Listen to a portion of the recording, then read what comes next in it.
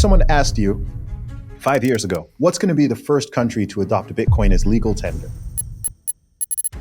Who saw that one coming? It's a fight that's absolutely worth fighting, but you shouldn't have to. People didn't need to have to fight against the culture so much, and now you do. What's the most concerning thing in the world today? There's a lot of inversions that are going on in the West right now, and I'll tell you one of the greatest inversions. And when you see it, you can't unsee it.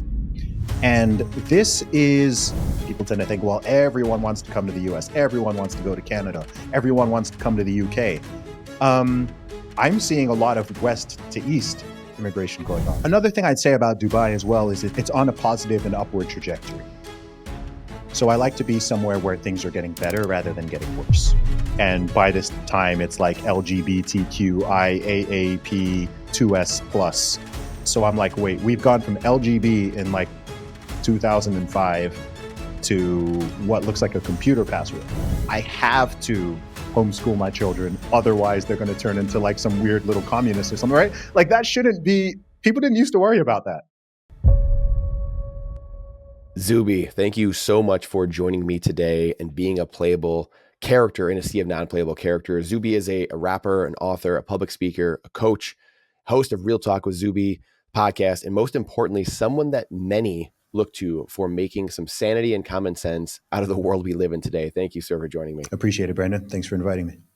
So for people that don't know you, I would love for you just for a minute or two, for you to kind of just dive into, what makes you you, more importantly. So your story a little bit, but also for the people that do know you a little bit more, you are famous for doing some outlandish things here and there, garnering attention over time, I guess, maybe to put it conservatively.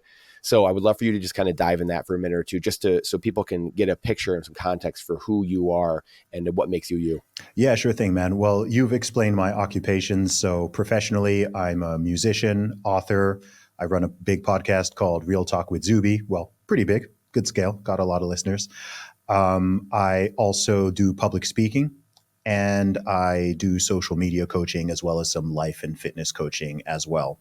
I'm the author of 2 books, including Strong Advice, Zuby's Guide to Fitness for Everybody, as well as my children's book, The Candy Calamity. And I'll also be releasing a 3rd book, if all goes to plan, next year. And that's really going to be the big one. In terms of my background, I was born in England. I grew up in Saudi Arabia. So I'm British by birth. I know I don't sound it. My accent confuses everyone because I didn't grow up over there. I grew up in the Middle East. I was I went to actually an American/international school from kindergarten up until 5th grade. When I was 11 years old, I went to the UK for boarding school. So from the ages of 11 to 20, I was living in Saudi Arabia, but I was in school and then eventually university in the UK. I'm a graduate of Oxford University. I have a degree in computer science, and it was at Oxford University where I also began my music career. I released my first hip hop album called Commercial Underground way back in 2006 independently. And after I graduated, I pursued music full-time for 1 year right after graduation. Then I moved to London. I worked in the corporate world as a management consultant for 3 years from, let me get this right, 2008 to 2011. And then late 2011, I quit my job and I became a full-time rapper.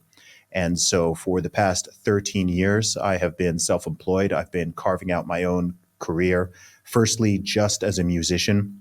I say just, being a musician involves a lot of things, but anyone who knew me from any time prior to 2019 would have simply known me as a rapper. And then in 2019, I started to add additional strings to the bow. I released my first book. I started my own podcast. I had my first appearance on the Joe Rogan Experience and lots of other very prominent podcasts and shows and television programs and things like that. That's when I sort of started to blow up, as we say. And for the past several years, things have just gone from strength to strength. My audience has continued to grow. Beginning in 2019, after 10 plus years on social media, I can remember the numbers clearly. Beginning of 2019, across all the platforms combined, I had about 50,000 followers. And here we are 5 years later, and I've now got about 2 million across the platforms, including over 1.2 million on X, which is the platform where I'm best known. It's amazing. It's an incredible story, and some exponential growth, which we're seeing a lot of exponential things today, like exponential craziness, exponential debt. So people are getting familiar with that word, even though humans don't know exponentials very well. I had the pleasure of meeting you almost 2 years ago at Pacific Bitcoin 2022. That was my first Bitcoin event. There's been a lot of things that there was a lot of things we talked about at that time. I'll never forget. It was just because it was my first event. There was the 10 of us sitting in the little dark area, just kind of talking. I think 10 dudes just kind of talking about the problems of the world, and all of us kind of given our different situations and what we're seeing. And a lot's happened since then too. What's the most concerning thing in the world today, in your opinion? Man, that is a huge question.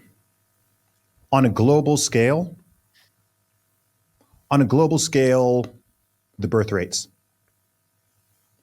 If I think about the entire world, I think the birth rates are the biggest global problem because of the implications, and also because a lot of people think the problem is the actual opposite. So every single developed country in the world, with the exception of Israel, has a below replacement fertility rate now. Every single one. Places like South Korea are below 1. So if you think the replacement rate is 2.1 births per woman, South Korea, I believe, is now down to about 0.7, 0.8. So if things don't turn around there in that country, they're scheduled for over a 90% population decline over a few generations, which should absolutely terrify people. You don't need to be Korean to just think, whoa, a 90% population decline. Meanwhile, you have people running around thinking that the world is overpopulated, and the problem is that there's too many people and people need to stop having children because of the environment.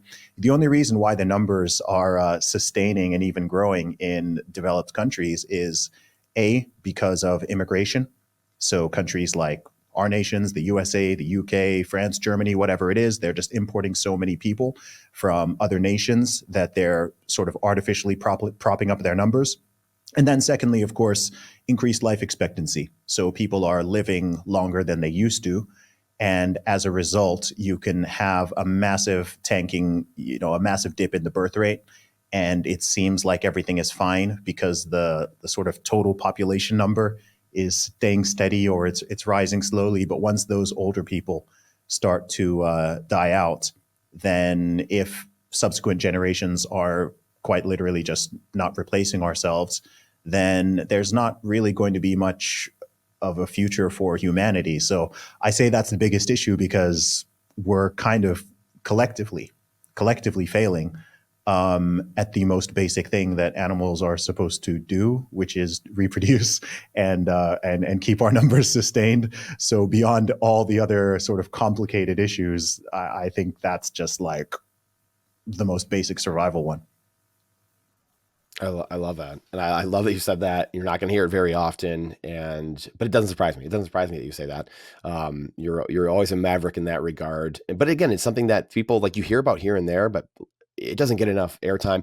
What do you think about something we talked about 2 years ago? Again, I remember sitting in a circle of just like this Malthusian plan, really, like you mentioned, climate change, this overarching global problem. They admitted themselves, decades ago, we need something so big that it galvanizes the world together for our agenda. Do you think that's just part of the plan? I mean, it seems like it is to me, but what is your take on this Malthusian kind of globalist plan to seemingly, whether it's Bill Gates saying, hey, we need this, 20 years ago to the CIA, we have video of him saying these things of, hey, how we're going to decrease population and do all these things. Is this just, is it a couple guys at the top pulling the strings, or is it just this collective malaise and apathy of the people and centralized organizations? Like, how do you see this? Yeah, well, I think the first thing to say is that it's not a new problem. We can Google this, but wasn't Thomas Malthus in the 1700s? Yes. Right. Yeah. So the term that we're Yes. even using, Malthusian, this is a term that's centuries old. So since the 1700s, there have been people who clearly have been saying, hey, there's too many people on Earth and we're going to run into this overpopulation problem. And then I think it got another sort of big push in the 1970s. A lot of things went weird in the 1970s. I think that's really when it got a big push across the West. I'm not an expert on that. So I understand why someone would believe that the world is overpopulated.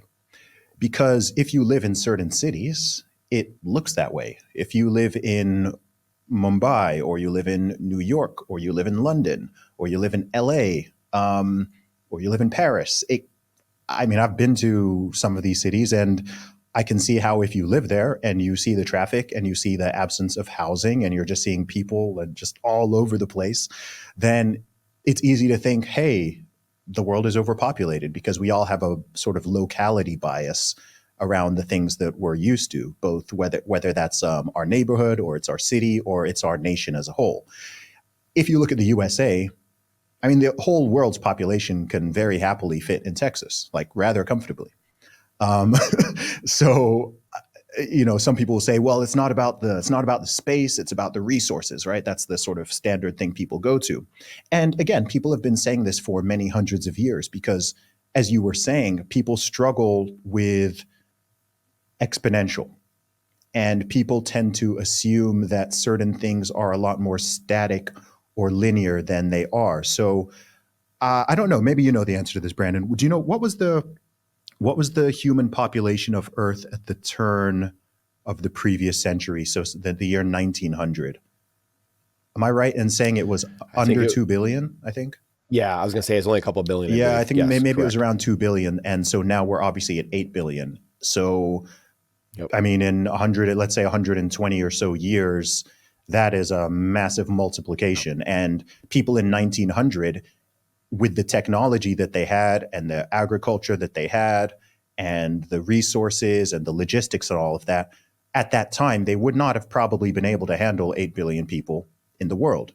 But no one considers technology. People don't consider the fact that we make advancements and that human beings are phenomenal problem solvers. So it can always seem in any moment that, oh my gosh, like we can't, you know, we're not going to be able to solve this particular issue. And people generally are not thinking, hey, let's have some faith and trust in humanity. Let's have some faith in innovation. There's fertilizers, for example, that they use now, which allow people to grow so like infinitely more food than people were able to grow not so long ago. If you look at advancements in medical technology, for example, this is why people are living longer. My dad's a doctor. My dad's been a doctor for over 50 years. And he says, this is a sort of unpolitically correct point, but one of the issues, if you want to call it that you're actually having in a country like the UK, where you do have socialized medicine with the NHS, is simply that you've got an increasingly aging population. And now you have people they're living, but they're alive with like 5, 6, 7, 8, 9, 10 different ailments. A few decades ago, that person would have passed away.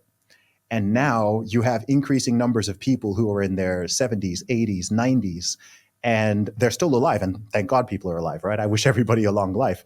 But it's sort of created this sort of strange issue, which again is not talked about at all because it's not politically correct. But it's like, wow, we have this increasing number of people and people are living for so long, and we have the socialized healthcare system, so it's taxpayer funded, and it's getting very sort of top heavy because it's like, man, how do we continue to afford all this unless you're just going to, keep increasing taxes? And so we have this sort of strange problem where we're just in this, the whole issue itself, I guess, isn't totally new, but we're sort of in a unique place where on one hand, I'm saying, yeah, there aren't enough births. And then on the other hand, it's like people are living for so long, which is wonderful, but that is now putting massive pressure on any nation that has socialized medicine. As far as I know, I think this is a big problem in China as well, even more so there because they have a huge population, 1.3 billion, and they also had their super anti-human and barbaric one-child policy for such a long period of time. So they've got this like very top-heavy population pyramid where there just aren't a lot of young people and there's a lot of old people. And Chinese people also have one of the longest lifespans in the world. God bless them. Mm-hmm. Then you have, if I look at where my family is originally from, I'm a Nigerian by background. Do you know the median age in Nigeria? I want to, is in their 30s? 20. I can't remember. 20. 20. Wow. So half Jeez. the population in Nigeria is under the age of 20. I Wow. think in the UK that number is mid 40s. I want to say it's something like 43. Wow. In the US, I think it's somewhere around 40. I think in places like Germany, it's closer to 50, somewhere like 47, 48, something like that. And so, Jeez. yeah, I mean, the numbers kind of speak for themselves. Nigeria, the birth rate is 5. In America, I think it's 1.6. I think UK is about 1.4 now. And so, if you want to kind of see what's going to happen in the future as far as demographics and the population go, it's not too hard to work out. I mean, you can just look at the numbers and you can extrapolate and you can see, oh, wow, okay. Nigeria is on track to become the third most populous country in the world. It's going to overtake the USA. Right now, the USA is the third after India and China, and it's going to get overtaken by Nigeria. And then you could project down 50 years, 100 years, and you could probably just see, okay, what's the population of Earth going to look like? Doesn't look like there's going to be that many Japanese people or that many South Korean people, which, unless they can do something, unless they start to take this like really seriously. And I don't, it's a complicated problem too, man, because how do you even, assuming you, yeah, assuming you want to solve it, I mean, what do you even do that is moral and ethical and righteous to reverse course on some of these things? But I think the very first step is awareness, and I think at least now people are starting to talk about it. I mean, even just 5 to 10 years ago, even suggesting that underpopulation could become an issue, people would totally look at you sideways. Whereas I think some people still look at you sideways if you say that. But I think more and more people are starting to look at the data and be like, oh, wow, actually, oh, like this doesn't bode well for the future. So I think the first thing is getting it on people's radar.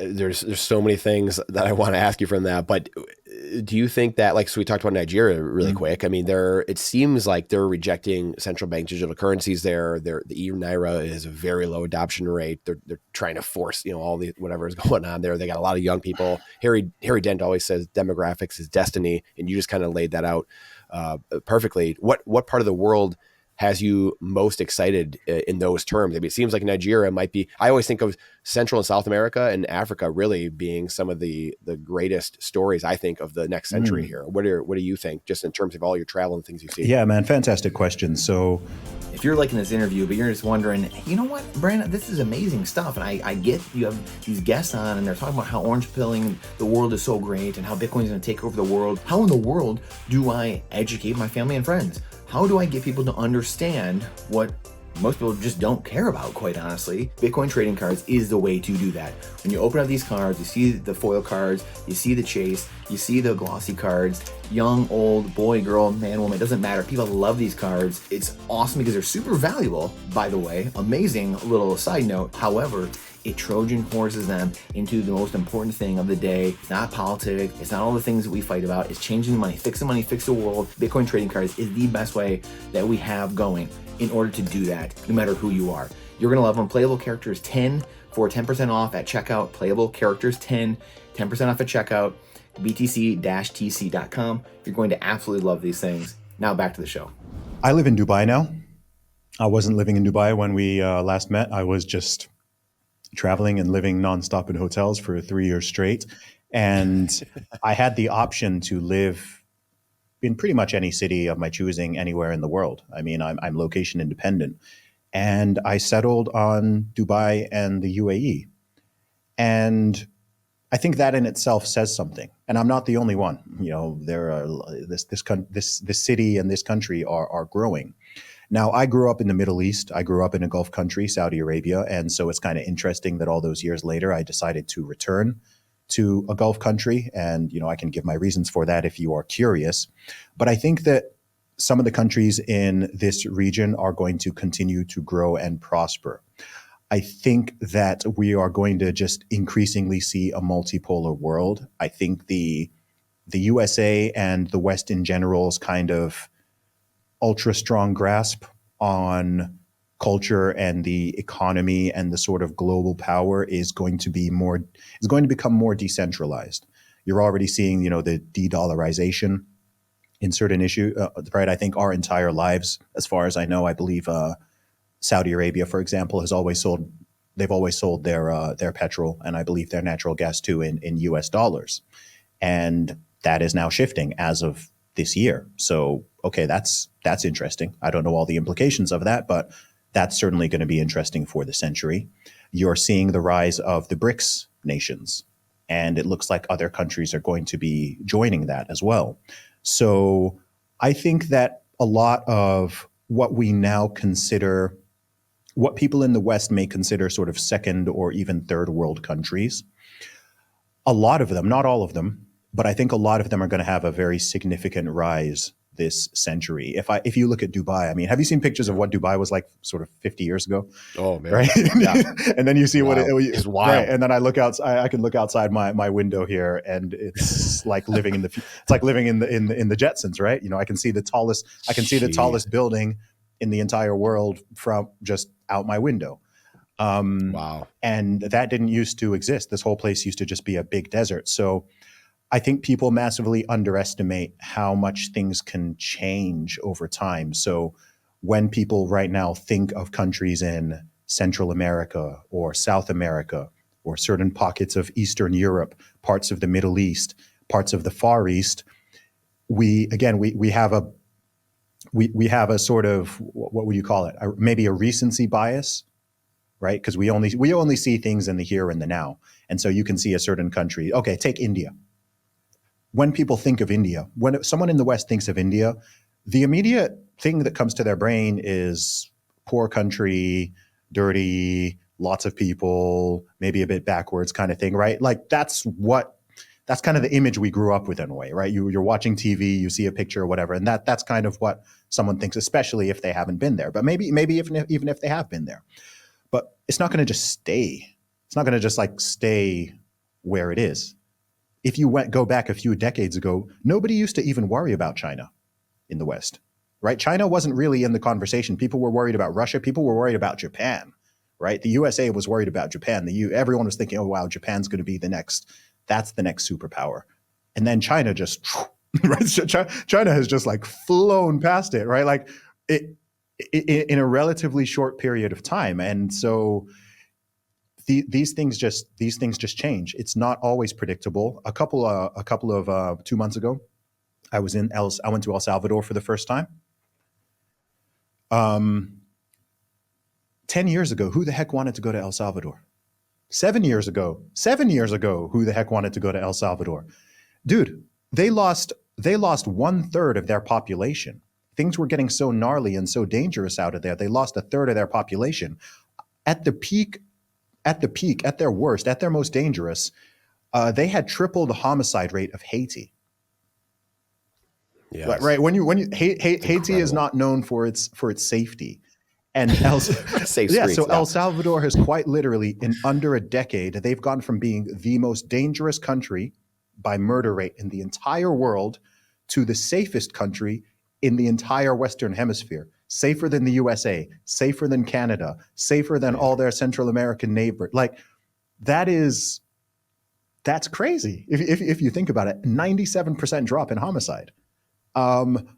And it's unbelievable. Yeah, it's unbelievable. First country. Who would have thought, if someone asked you 5 years ago, hey, what's going to be, just 5 years ago, let alone 8 years ago, what's going to be the first country to adopt Bitcoin as legal tender? Maybe you would have thought, oh, last on the bingo card. Yeah. I know people who have moved there now. Like I've got friends from America who now live in El Salvador. Yep. And it's just like, huh? Who saw that one coming? Yeah. So my point is just that we can make some predictions. Like I'm happy to make sort of generalized predictions. I see more multipolarity. I see a huge amount of migration. When we think about migration right now, people tend to think of it from east to west. People tend to think, well, everyone wants to come to the US. Everyone wants to go to Canada. Everyone wants to come to the UK. I'm seeing a lot of west to east immigration going on. Obviously, I live in a country where that's just huge amount of that. The amount of British people who now live in the UAE is just crazy. And I see more of that happening. I can see more people moving to Central and South America. In fact, there's there's people in Mexico who are complaining that too many Americans are streaming over the border. So I know a handful of people that did that too. Exactly. So, and now we've got the rise of remote working. Because why do people even live in big cities to begin with? Because historically, that's where the jobs are. You got to live in New York. You got to live in London. You got to live in LA, San Francisco. That's all going to change. It's already changing. And I just simply see those trends accelerating. So I think we're actually due for a super exciting century. I'm very intrigued to see how it's all going to pan out. We probably won't live to see all of it, but fingers crossed, our our descendants will get the chance to witness it. And I think it's exciting. We've definitely got some challenges ahead. There's some stuff which is quite scary, and then there's also stuff where it's just like, hey, man, the world is becoming smaller in many ways. We're so interconnected. Our ability to find information and share it. I mean, look at what we're doing right now, Brandon. This is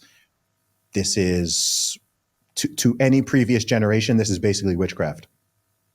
What like where are you right now? I'm in Michigan. You're in Michigan. I'm in Dubai. Yep. We're having a real-time conversation in HD, which not only we are going to be able to listen to, but which you're then going to be able to beam out to thousands of people where they can listen to it from wherever they are, and it's virtually free. It's magic. Yeah. It's literally magic.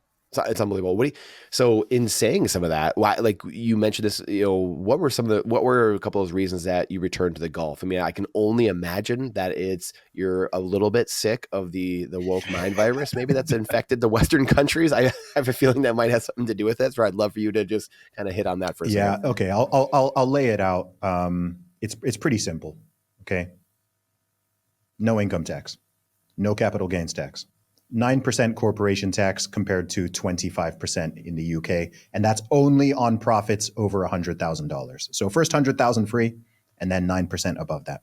Okay. So that's pretty tough to beat. If I look towards the future, this means me having millions of more dollars or pounds in my pocket and in my family's treasury, which otherwise would be just going down the black hole of the government and whatever the heck they choose to do with it. So that's a massive factor, and I can't pretend it's not a massive factor.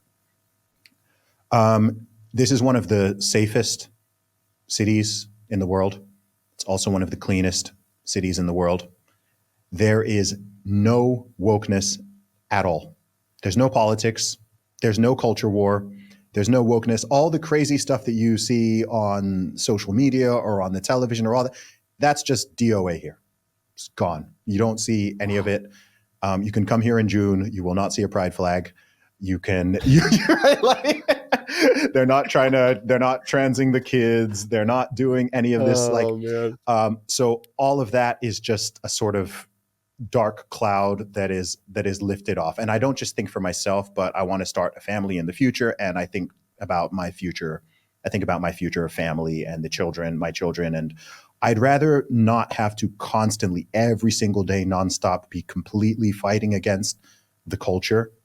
I'm happy to fight when I need to fight, but there's just this sort of nonstop. If you're someone who's more, for lack of a better term, conservative, or at this point, I would just say sane, and you live in a country like the UK or the US or Canada, it's like there's this nonstop battle now against the culture and against the politics and against the media and all of these things. And it's a fight that's absolutely worth fighting, but you shouldn't have to. People didn't need to have to fight against the culture so much, and now you do.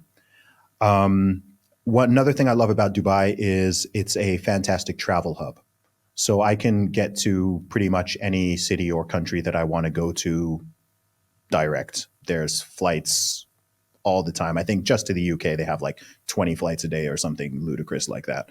So it's very easy for me to get to where I want to. I want to go to Miami, boom, direct flight. I want to go to Sydney, Australia, direct flight. I want to go to wherever it is, Istanbul. There's direct flights to San Francisco and LA even. It's a long flight. I've done it before. It's a long flight. But yeah, that's simple. And I've got a big family. And it's actually in the middle of where my family is. So my immediate family is based across 4 countries.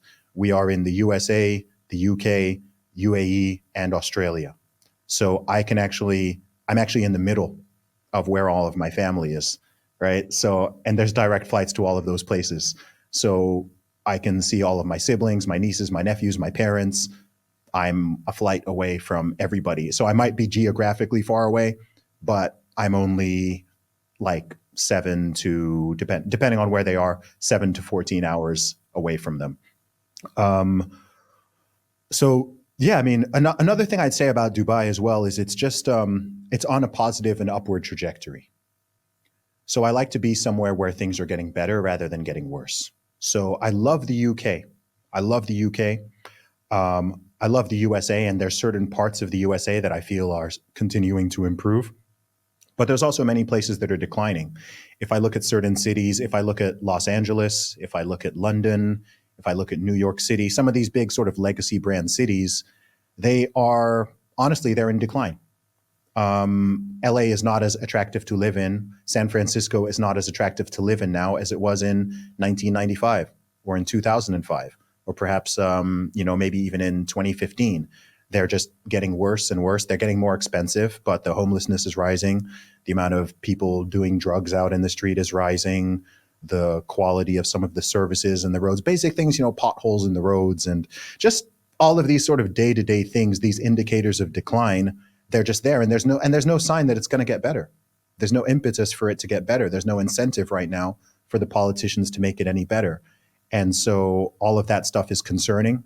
And there's a good feeling that you get being somewhere where you know what, 10 years from now, it's going to be even better. That feels good. It has a certain energy.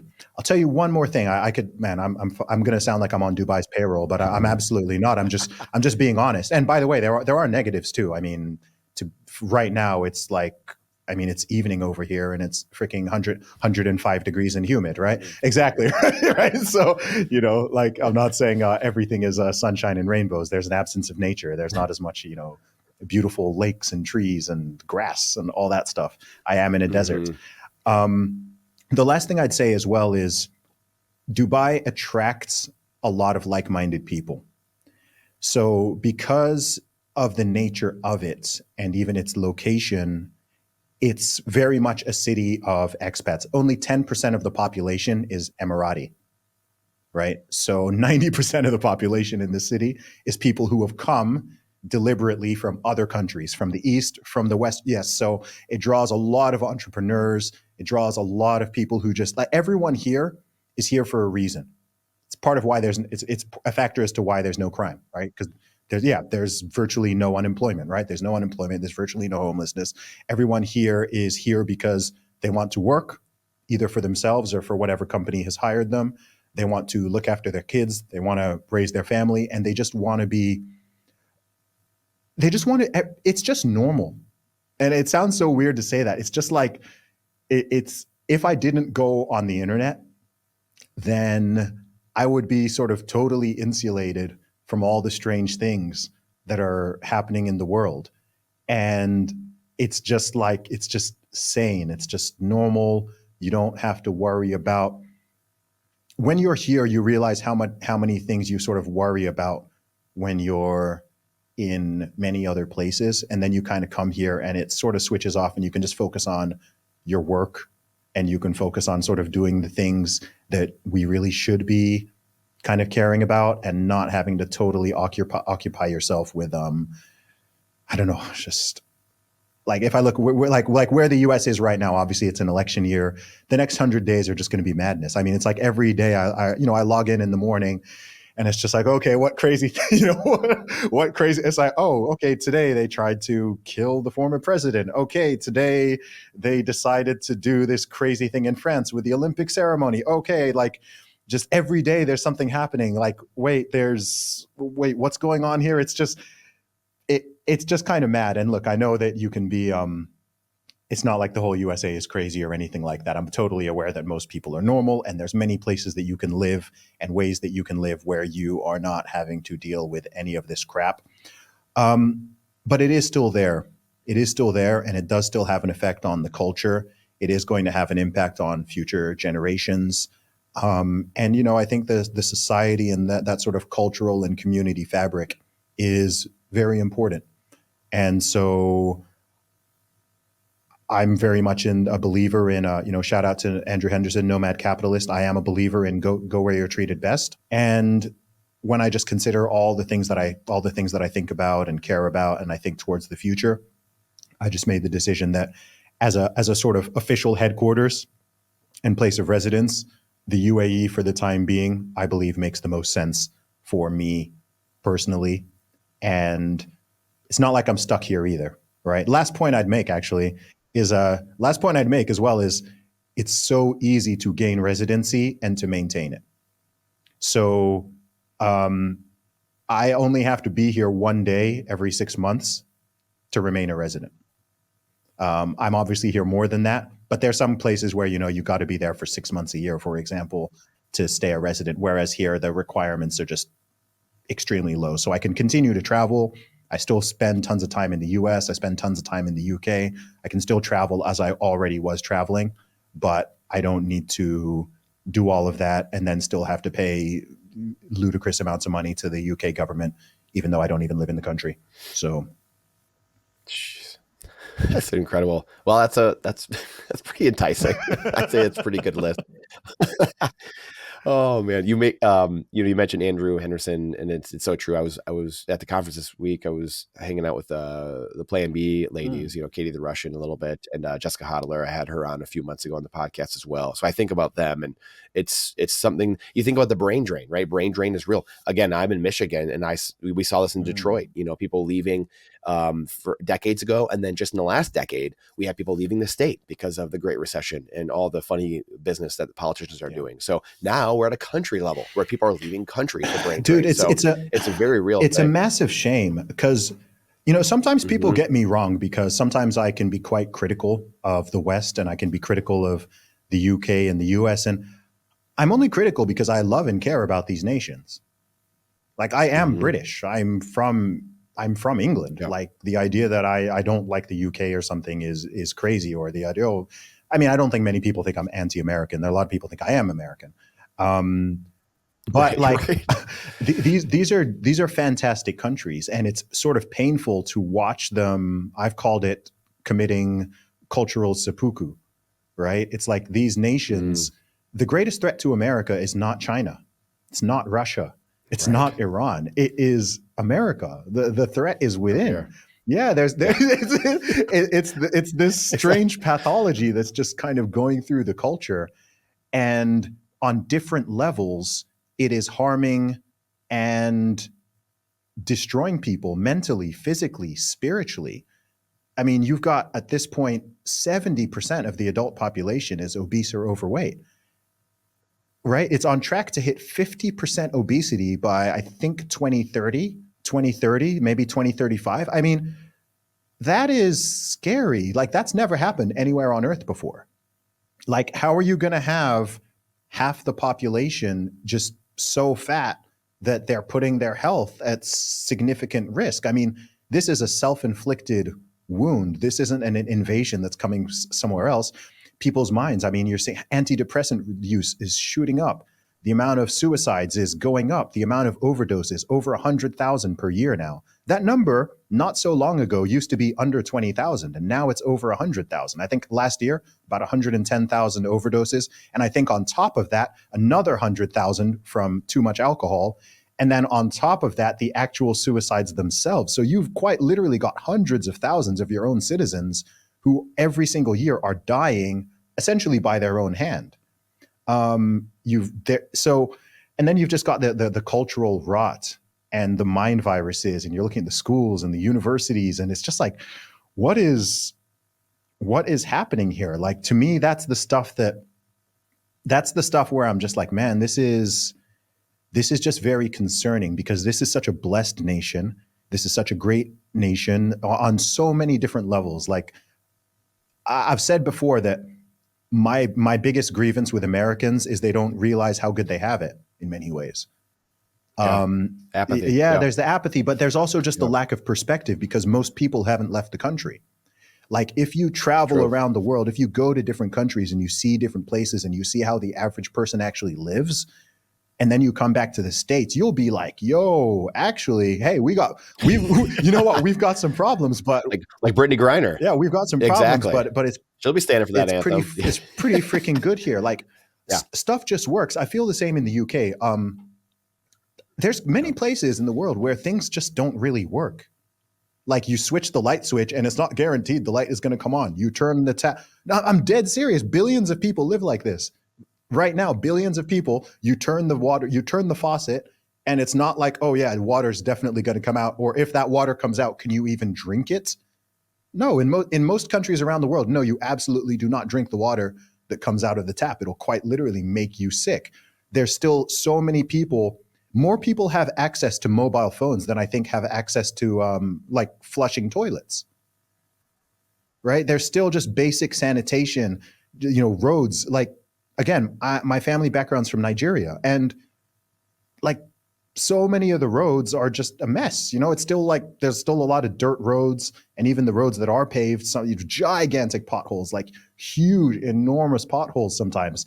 And Nigeria is one of the richer countries in Africa. Africa is, I think, 54 countries, and there's still just, I don't know, man. There's still so much like just poverty and lack of access to basic amenities, and so that's another reason why like all the woke stuff already annoys me. But it annoys me even more because I'm just like, what are you people even talking about? Like, what are you even complaining about? Like, do you just know how well, do you know how many people around the world would pay significant money or take a significant risk to just swap places with you? Why do you think so many millions of people are streaming over the border? Or in Europe, like people are literally getting on freaking like rubber dinghies and boats from North Africa and stuff, and they're trying to like come in. They're not doing that for a worse life. Sure, they should absolutely be doing it legally. I'm very anti-illegal immigration. I'm very pro-legal immigration. But the fact that people are doing that and they're taking those type of risks, like that should tell you about, about where the opportunities lie, about where the economy is decent. Like people are, I don't know, man. We can all be detached sometimes, and it's impossible to sort of take on the entire world's burdens. But when you do see that and you keep it in mind and you kind of zoom out a little bit from your own problems, I think that's when you gain both perspective, but you also gain gratitude. Because when people don't have perspective, they usually don't have gratitude, because they're comparing everything to this perfect fantasy land that exists in their brain rather than how the world was historically, and also how most of the world is currently. And so you just get these complete detachments from reality, and people are just living in this bizarre, I don't know how many millions of people in the West at this point are just living in some weird, bizarre fantasy land that they've sort of invented in their own brain. And I don't even know, man. I sometimes don't have the words for it, but it's frustrating and it's bewildering. It's just like, what is going on? Like this is real late stage empire vibes. And I don't want this thing to collapse, right? I want the West to remain a leader. I want America to remain a leader in the world in many aspects. But if people just sort of collectively continue to do this, if the politicians and all these bureaucrats continue to undermine their own nation, undermine the country's values, not give a crap about the citizens, keep printing money, sending money overseas for stuff that doesn't benefit the people in that country, all of this stuff combined, it's just like, gosh, like what is going on? So I cannot even remember what the question you asked me at this point is. But yeah, I think that maybe I just needed to get that off my chest. Yes. Yeah. No, I was well said. I mean, it makes me like you've laid it out so beautiful. Like I have 4 little ones, 7, Beautiful. 5, 3, and 1. I think we were only had 3 when I met you a few years ago. Awesome, man. Congratulations, man. That's what I'm aspiring towards. Inshallah. Thank you. And you will for sure. That's for sure. You'll find an amazing lady, and you guys will do the same. And we're homeschooling them now. They were in school for 2 years at a private Catholic school, and now it's just like the time. I just have a problem with little kids being in cinder block walls for 8 hours a day, 7 hours a day. I mean, the school is great. Can I ask you something? So so it sounds like they were already in a good school. So you didn't pull them out for like ideological reasons, right? No. Okay. Nope. Okay. So this is interesting actually, because that's not the case in your situation, but obviously you must know like millions of parents are taking their kids out of school because they're worried about the type of stuff that they're learning, and they are worried about the ideology and sometimes even worried about their safety. So this is kind of my point. So I think homeschooling is a dope idea, but it shouldn't be necessary. At least not for ideological reasons. It shouldn't be the case that people feel like I have to homeschool my children, otherwise they're going to turn into like some weird little communist or something, right? Like that shouldn't be. People didn't used to worry about that, right? And now it's yeah. Go ahead. 100%. No. It's just like there's a study. I've brought this up a few times the last couple of weeks, and shame on me for not looking this up to get it completely right. But it was a couple of years ago. I'd heard this, like in Nebraska or somewhere in the middle of the United States, there was a school district that gave their kids like 4 recesses a day, and the Ritalin prescriptions dropped to 0.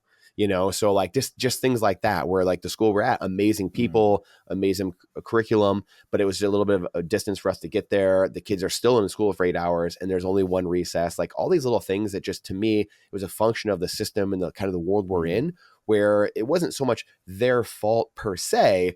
We're all part of this system where you're kind of looking around and we're like, well, we're better than those people. But it's all relative, right? It's like, well, yeah, but they're like, preaching Satan in like government run schools. Just because you're not doing that, like doesn't mean you're like a million times better, but you're just better, so like there's nuance to it. But like you said, you shouldn't have to bring your kids out of the school and into your home. I mean, it's great that they're around their parents more, the best teachers they have, but yeah, it's absolutely wild to see kind of where we've gone with, mental health, the obesity, the nutrition, this spiritual battle. And you kind of touched on this really briefly, but this good versus evil thing, everything to me now, it's very obvious that it's a spiritual battle. It's good versus evil everywhere you look in the world, right? It's really God and Satan battling it out, and people making decisions every single day. Am I going to get up today? Am I going to go, talk with Zuby, or am I going to go to under the bridge and leave my family and start shooting up heroin? Like that's a decision. I could easily go do that thing, but I choose not to. And I choose to, hey, let's go do a productive thing.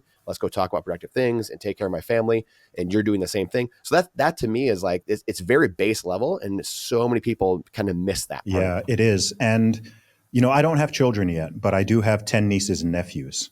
And I just care about children and young people in general. And I think that's something that so often just gets lost in the mix and in conversations. There's a lot of inversions that are going on in the West right now. And I'll tell you one of the greatest inversions. And when you see it, you can't unsee it. And this is putting the whims and priorities and feelings of adults over the needs and care of children. And when you see that, you can apply that rubric to so many things. And that's not how it's meant to be. I mean, children are really the thing that kids are meant to have priority over adults on every scale. And so when you've just got millions upon millions of adults supposedly putting their just whims and feelings and whatever, like, oh gosh, I don't even want to bring up this situation. And like, I've never even spoken about this properly, but if you want to see perhaps the absolute peak of this, beyond 1 million abortions a year, is this whole situation that's happening with so-called trans widows, where you have married men, husbands, fathers, who have families, and they decide to, quote unquote, transition into a woman and pursue, quote unquote, their truth, ditch and abandon their family and go parade in makeup and dresses and play pretend. And the response to that is not large scale disgust and condemnation and even ostracization. The result is clapping and cheering and, oh my gosh, she is so brave. This is wonderful. She's now living her truth. It's like, wait, like, what about his wife? What about his kids? What about dude, talk about dereliction of duty. I can't even, this is like worse. I mean, do you know what's crazy? Is like if someone did this and I don't know, they ran off with, it was the old school story, and I don't know, he ran off with his hot young secretary or something. People would condemn that.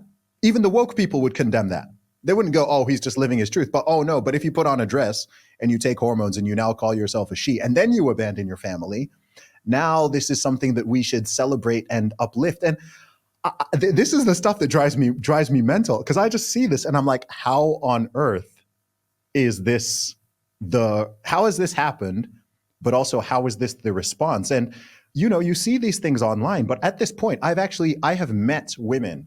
I've met women whose, in this case, fortunately, it was just a boyfriend, but I've met two women at this point whose boyfriends, like, this happened. I was, oh, how, why did you guys break up? Oh, he decided he wanted to be a woman.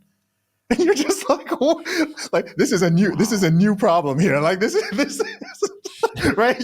Like, it's funny in a way, but it's also so dark. You're just like, geez, like, this is now a thing that women have to like worry about. You're now dating a guy and you want to marry a man, and you now need to like confirm, okay, like down the line, you're not gonna just like maybe decide to. And so, yeah, I don't know. I just think that's crazy. I mean, we haven't even gone into all the stuff that happened with the period I refer to as the scamdemic.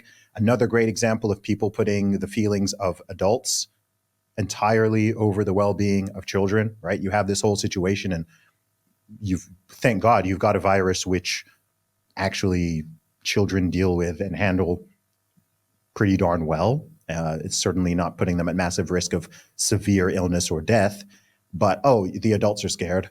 And so, you know what? Screw the kids. Like, let's just shut down all the schools. Let's pull them all out of this. Let's force masks on babies on 8-hour flights. Who cares if they're kicking and they're screaming and they absolutely don't need this thing and it's not helping them? Who cares? Let's shove injections in millions of their arms. They don't need it, but we can make money off of it. So let's just, all of this stuff, man, it does frustrate. It really does frustrate me, because I'm just like, this is an inversion. This is backwards. This is not how children are not meant to be sacrificing at scale because of adults. That's not how it's meant to go. It's supposed to be the other way. And the fact that people don't even feel some type of like shame or disgrace over that. I don't know. There's a lot there.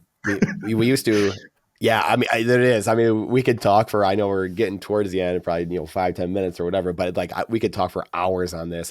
Someone was saying this the other day. They were like, we need to bring back shame, like we need to bring back shaming people. I say it all the time. Laughing at people and mocking people. Right. Yeah. I mean, and it might've been you even, like I've been seeing this more lately, but it's just like, we do. I mean, like, you used to have that where it was, I forget what it was now. It was some post where someone, it was a thread too. Someone, some like OG Bitcoiner was talking about this years ago. And he's like, yeah, a guy, 40 years ago, he would say, hey, I'm going to transition to a woman. And he would just get laughed at by his buddies. And he'd go walk back to his house, kind of dejected, but like a little better adjusted to the world. Now it's like he writes out this whole like 5-page thing of just the ridiculousness of like, now he's over here, we're throwing him parades, like you said, we're stomping on children in order for him to feel like he's, it's just like, we live in a backwards world. Like you said, we don't care about people don't even consider the children in some of these things. Like, it's not even at all. It's not even part of the conversation. It's just like, no one is going, wait, hang on. Well, almost nobody is going, wait, hang on a minute. Okay. It's one thing if a single person, a single adult who is, of age, decides they want to live their life that way. Do I understand it? Absolutely not. Do I condone it? Absolutely not. Do I think this is something that's good or pro-social? Absolutely not. But it's like, okay, dude, right? Like, that's what you want to do. Okay. But when it's a situation where it's like, okay, no, you've made certain commitments and you've taken on certain responsibilities. No, you can't just right. Like, no, you can't just do that. That is not okay. That is not permissible. That is unacceptable. And so, yeah, I don't know, man. But carry on. Sorry, I didn't even mean to interrupt you. No, it's their, the children, like maybe the old, the sick, and the children. I mean, those are the meek and the humble of the world. Those are the ones that were meant to be taken care of. And it's like you said, if we have abortions going on, we talked about this good versus evil spiritual battle. How can anything once you do that and you're like, I'm okay killing a child? How do you? Like, I don't know how society can't be perfect after that. There's no way. There's literally no way It's after that. I mean, dark. not that we can even at all, I guess, but like how? Like you can't after No, that. dude, It's it's impossible. dark. There's so It's much corruption. I think, the world has always been corrupt and human beings have always been corrupt. I think what's happening now is it's so blatant.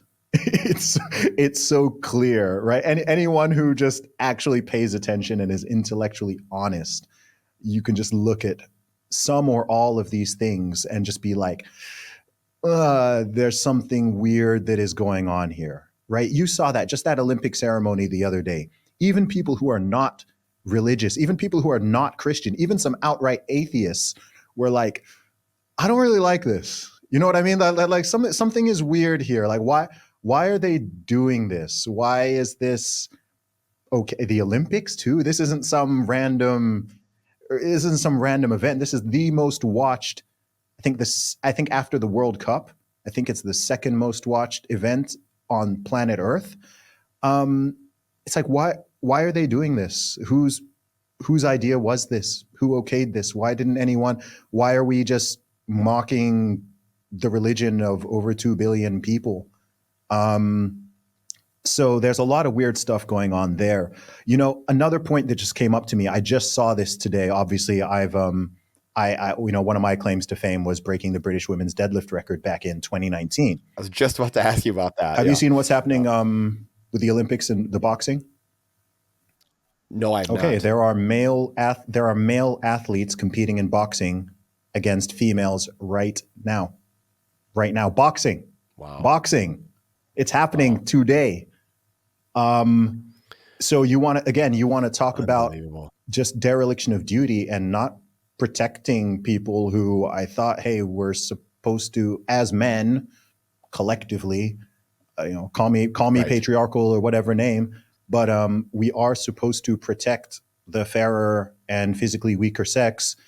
And we've now again gone, no, actually, we're going to allow men to identify as women, not just enter the bathrooms, not just enter the beauty pageants, not just enter the spas, but compete in combat sport. Like, bro, Incredible. how? Incredible. It How? makes it makes me think of I think she just died a few years ago, but she was, and I can't remember her name, but she's from World War II. She was helping Jews, escape concentration camps or whatever.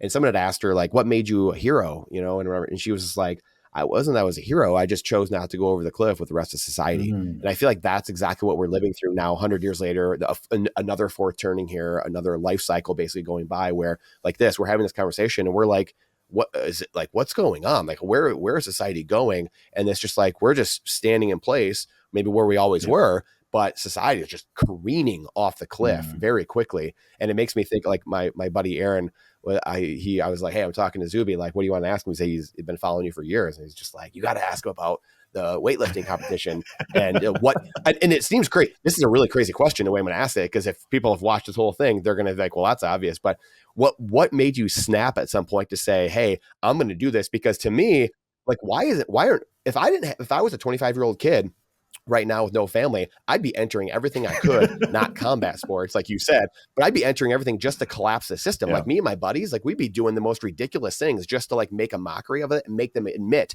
that it's complete hogwash. So Mm.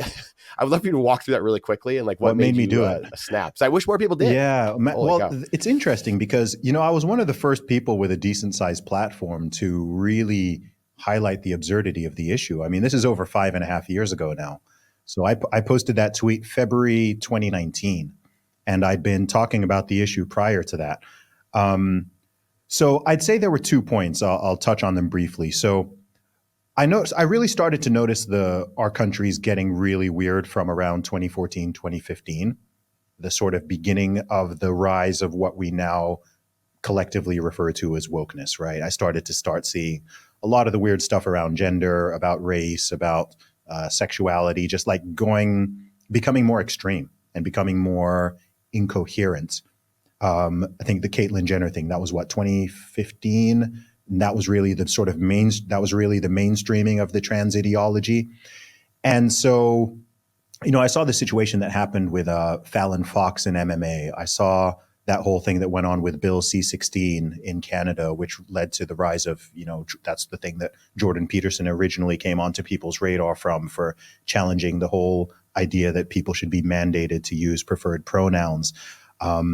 I just started to see all these strange things happening. I remember when Ben Shapiro went to speak at, I think it was Berkeley, California, and students caused hundreds of thousands of dollars worth of damage because they didn't want to hear a conservative speaker.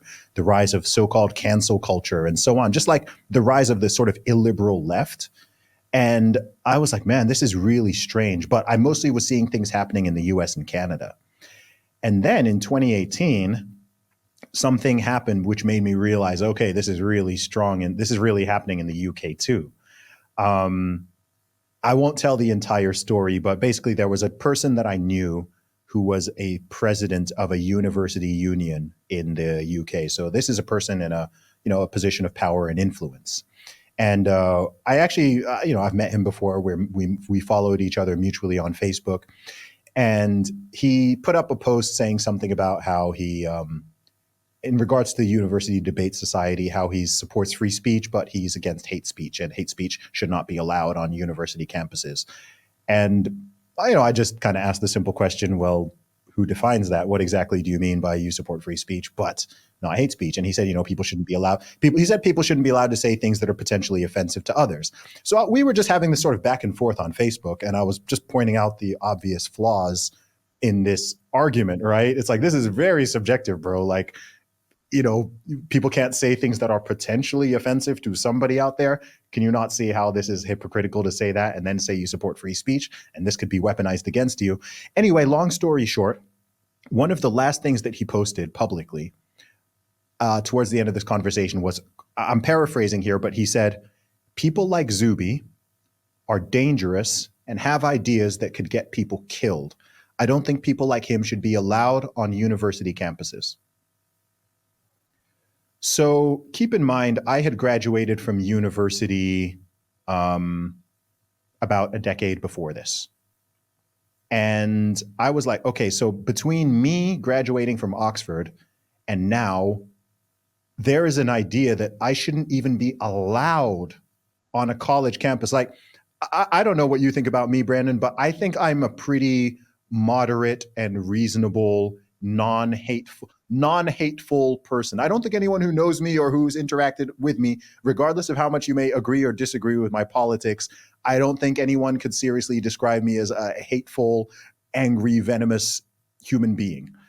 And so I was like, okay, so a university president doesn't think I should even be allowed on a campus. I was like, so I think something snapped in my brain. I think that's when I was just like, yo, this crap has gone too far.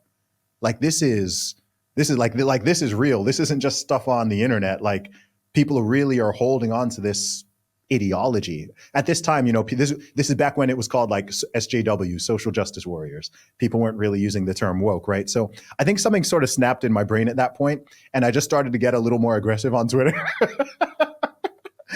I'd been on the app for over a decade, but I really just used it to promote my music and talk about my music and my merchandising and stuff like that. And I just started to sort of share some more ideas. And at the same time, sorry, I said I would be brief, but it's kind of hard. I think the story is important. This is also around the same time. So this is 2018. And you remember when, obviously you'd had all the craziness with like both the Trump campaign in the US and the Brexit thing in the UK. It was fashionable calling everyone a racist, calling everyone a Nazi, calling everyone, right? Anyone you disagree with, just call them a Nazi. Then eventually it escalated to white supremacist. This is around the time in the US. You remember the time period when Kanye West came out publicly wearing the MAGA hat? Yep. And the reactions to that were crazy, right? So my first ever internationally viral tweet was not the deadlift one. It was actually a tweet just saying something like, LOL at all the people calling Kanye West lost. Maybe he's not the lost one. And that went quite viral. in like American conservative Twitter. So I remember I started gaining all of these followers from like all these conservative followers from the US with like, the American flag in their bio and Patriot and MAGA and whatever. And I was a bit like, whoa, like what, what is happening here? I'm a rapper from England. Like, why am I getting all these, American right-wing followers? And then, but, with me, I mean, I was never in the camp of, I always said, had I been American, I would have voted for Trump in 2016 and 2020. Like, I'm very open about that. And so I just kind of kept doing what I was doing. But this was kind of when I just began commenting a little bit on what I'm seeing in the world. And then, of course, there's this whole issue going on with like the trans nonsense, and it's just not making sense. When I was in university, it was called the LGB Society. And by this time, it's like LGBTQIAAP2S plus. So I'm like, wait, we've gone from LGB in like 2005 to what looks like a computer password. And we've got men saying they're women saying they're men. You've got celebrities, like people are making up pronouns. Facebook used to only offer 2 options of pronouns. Now there's like 80 choices. I'm just like, this is all crazy, right? And I started to see what was happening with women's sports. I clocked that very early. And out of curiosity, so the day I posted that, I was actually running one of my pop-up shops in a city called Derby in England. And I'd seen stories of college level, I think high school or college level athletes in the US, boys breaking girls' records. And I was just like, I'm just scrolling Twitter and I'm like, this is freaking goofy. Like, what is going on here? And then my brain was just like, man, I wonder what the British women's deadlift record is. Like, I'm a strong guy, right? I was like, I wonder what the deadlift record is. So I just Google searched it. And it was like, in my weight class, it was 210 kilos. And my PB was like 275. So I already had a video on my phone of me pulling 230. So I just typed it out. I was just like, I keep hearing about how biological men have no strength advantage over women in 2019. So watch me destroy the British women's deadlift record without even trying. P.S. I identified as a woman whilst lifting the weight. Don't be a bigot. So I just tweet this out, 9-second video. I had 19,000 followers on Twitter at the time. And I was like, I don't know what I've done, but I've just done something. I'm looking at my phone. I'm just looking at my phone, and I have never seen the numbers going up so quickly. So just refresh. It's just dude, like, no, because when you go really viral, you don't even need to refresh it. The numbers just tick up. So I'm just seeing the likes and the retweets just going up and up and up and up. And I'm just like, what the heck? The video hit like 50,000 views, I think, in the first hour, and then 100,000, 200,000. By the time I go to bed that night, 300,000. Wake up in the morning, 500,000. I start getting contacted by the BBC, Fox News, Sky News, all these. I'm just like, what on earth have I just done? Like, I get people asking me like, oh, did you plan it? Was that like a PR stunt or what? I was like, no, I just put it out like I put out my other tweets. I just thought this is kind of funny and it's making a point. If I like it, other people, it'll get a few laughs. And it was just being shared all over the world. And then Joe Rogan discovered it. And then Ben Shapiro discovered it. And then Tucker Carlson does a segment on it. So I'm just in England, bro. Like, I'm just chilling in England. Like, and now I've got like all these people who are and at this point, my followers are just growing, 20,000, 25,000, 30,000, 40,000, 50,000. And I'm just like, oh my goodness, what is even happening here? And it just kept going and growing. And then I got the opportunity to be interviewed by some of these people, right? Ben Shapiro invited me on his show, Steven Crowder, Joe Rogan, Dave Rubin, Candace Owens, like all of these people. So there was just this snowball effect where I got an opportunity to go on these platforms and just share my ideas, or obviously talk about the deadlift, but talk about other things going on. And then I think at that point, people were like, oh, like, okay, this guy's not a one-trick pony. He's got a very interesting story. Oh, he makes music. He's got a podcast.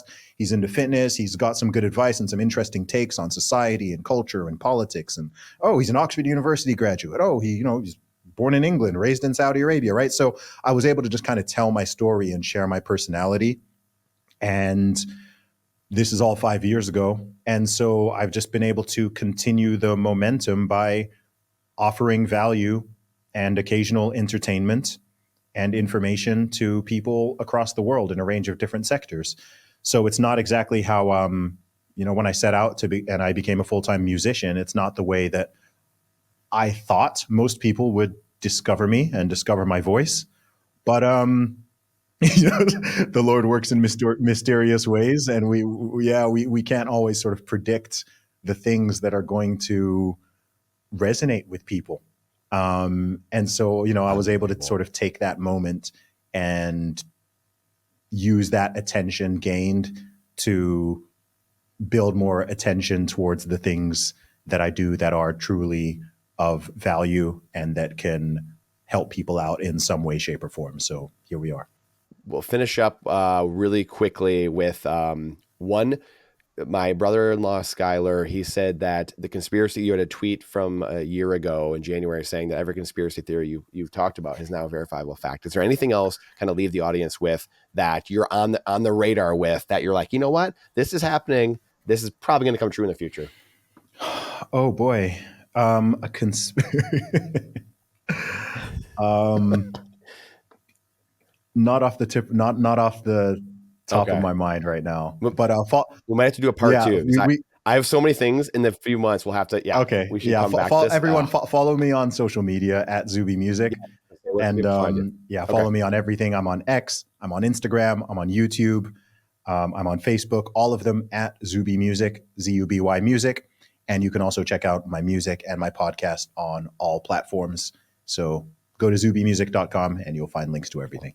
Thanks so much, brother, for being a playable character in a sea of non-playable characters. Thank you. Nice one, Brandon. Great to chat. If you like this episode of Zuby, you're going to love the one we just did with Gary Cardone, where we talked about all the nations of the world beginning to adopt Bitcoin. Check that one out here. Or you're going to love the one that we just did with Leon Vankum on how Bitcoin is changing the complete dynamics of real estate and how people are going to view all the asset classes. You got to check this one out here. You're going to love them. See you inside. Come on.